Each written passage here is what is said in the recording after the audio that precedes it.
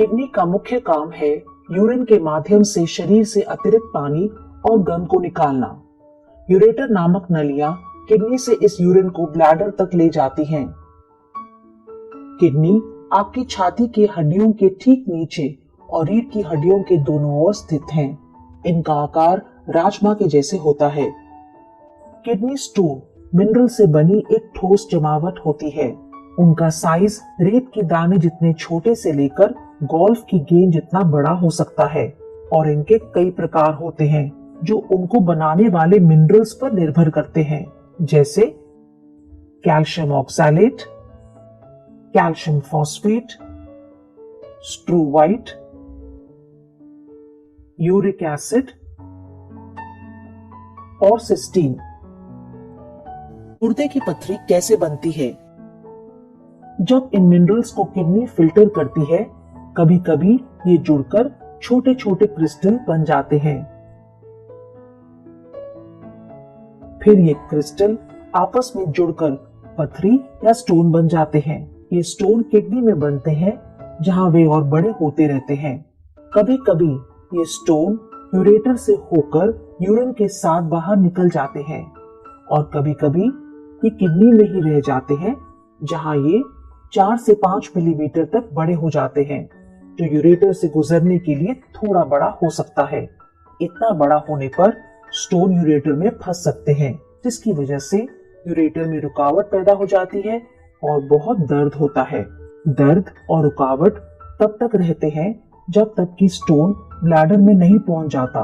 उसके बाद ये यूरिन के साथ शरीर से निकल जाता है। अब किडनी स्टोन का इलाज यानी इन्हें शरीर से निकालने के क्या तरीके हैं? सबसे पहले हम ऑब्जर्व करते हैं। ऑब्जर्वेशन में हम प्रतीक्षा करते हैं कि स्टोन अपने आप यूरिन के साथ बाहर निकल जाए। स्टोन जितना छोटा होगा उतनी ज्यादा संभावना है कि वे अपने आप बाहर निकल जाए। इस प्रक्रिया का फायदा ये है कि आप सर्जरी से बच जाते हैं और नुकसान ये है कि स्टोन और बड़ा हो सकता है और दर्द और रुकावट का कारण बन सकता है। अगर स्टोन अपने आप ना निकले तो ऑपरेशन करना पड़ता है।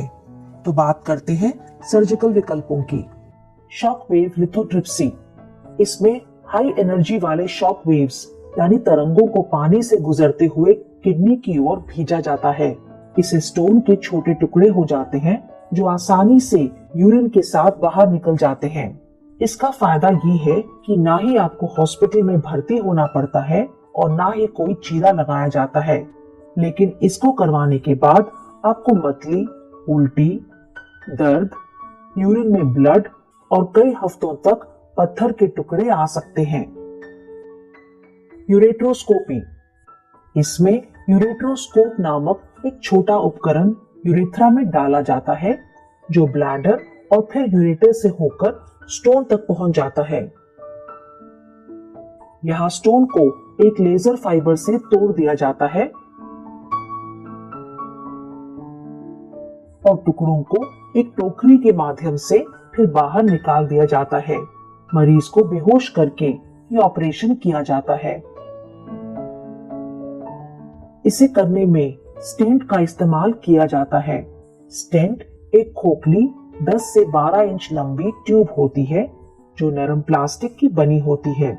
इसे एक हफ्ते के लिए यूरेटर के अंदर छोड़ दिया जाता है ताकि वह खुला रहे। एक हफ्ते के बाद स्टेंट को हटा दिया जाता है। इस प्रक्रिया का फायदा ये है कि इसमें चीरा नहीं लगाया जाता और वे स्टोन जो शॉक वेव लिथोट्रिप्सी से नहीं टूटते, इससे टूट जाते हैं। लेकिन इस प्रक्रिया से इन्फेक्शन होने या यूरेटर में चोट लगने की भी संभावना होती है। परक्यूटेनियस नेफ्रोलिथोटमी। इसमें पीठ में एक छोटा सा छेद किया जाता है जिससे ट्यूब को सीधा किडनी में ही डाला जाता है।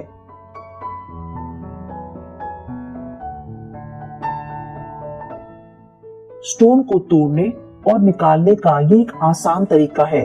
इसे करने के लिए भी मरीज को बेहोश किया जाता है और स्टेंट का इस्तेमाल किया जाता है। पीसीएनएल करवाने के लिए मरीज को हॉस्पिटल में भर्ती होना पड़ता है।